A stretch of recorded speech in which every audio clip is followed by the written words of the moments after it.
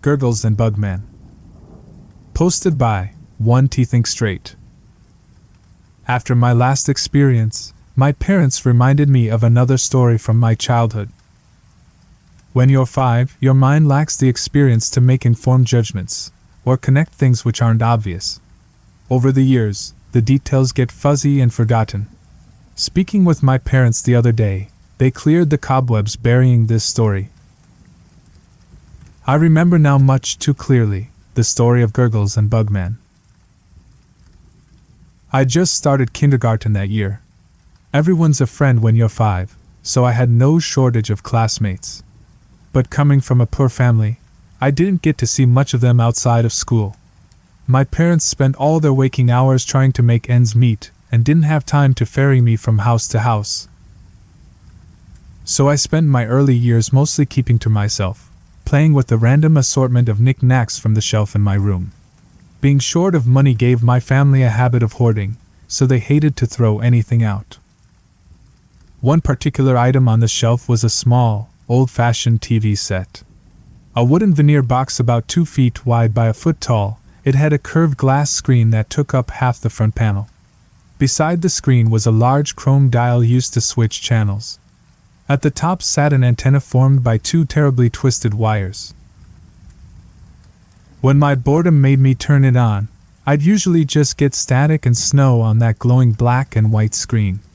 I'd twist the heavy clicking dial hoping to pick up some local broadcasts.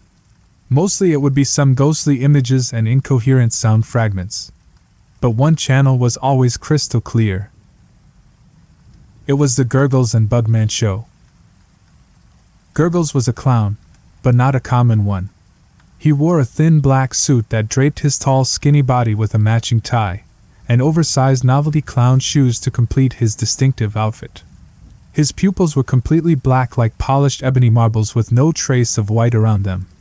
Black face paint around those eyes, and across his cheeks and mouth, made him look like a manic, grinning skeleton.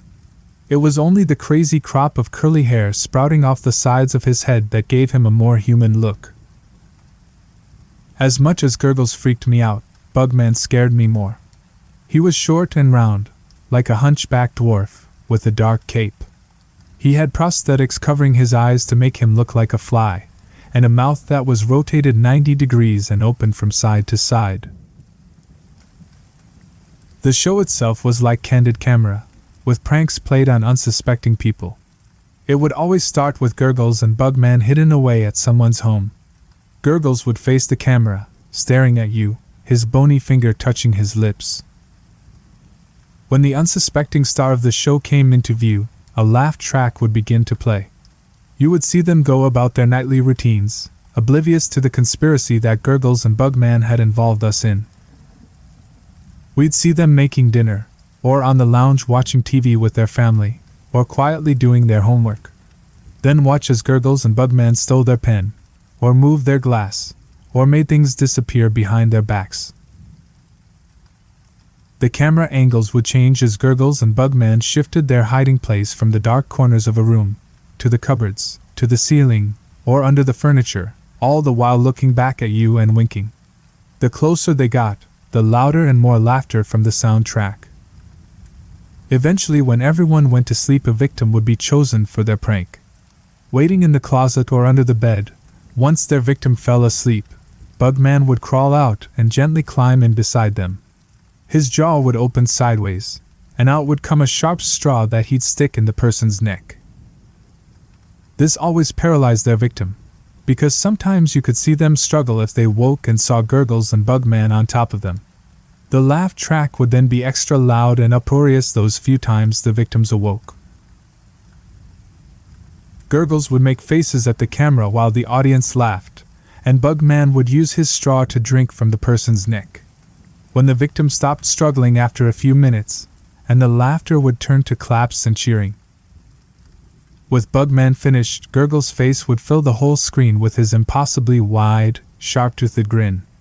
Then he'd whisper, "See you again, son." The way those all-black eyes pierced through the screen always gave me the chills. I hated the show, but would be always too afraid to go near the TV while it was running. One day, the TV mysteriously disappeared from my room. My parents told my 5-year-old self that they sold it to pay some bills. I accepted that without question. I was kinda glad it was gone.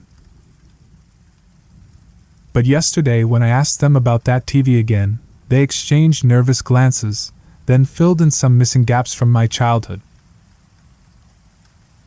Halfway through that year, Derek, a classmate I didn't know very well, had died in horrific circumstances.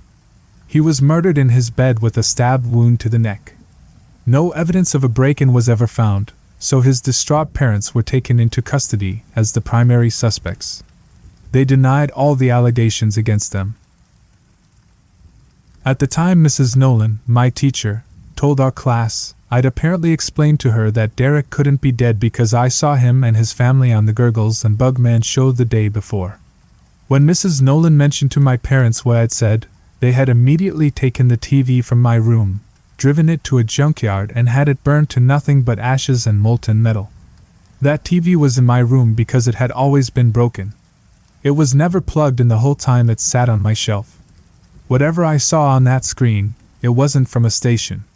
So that's my story of Gurgles and Bugman. But I'm not sure if that's really the end though.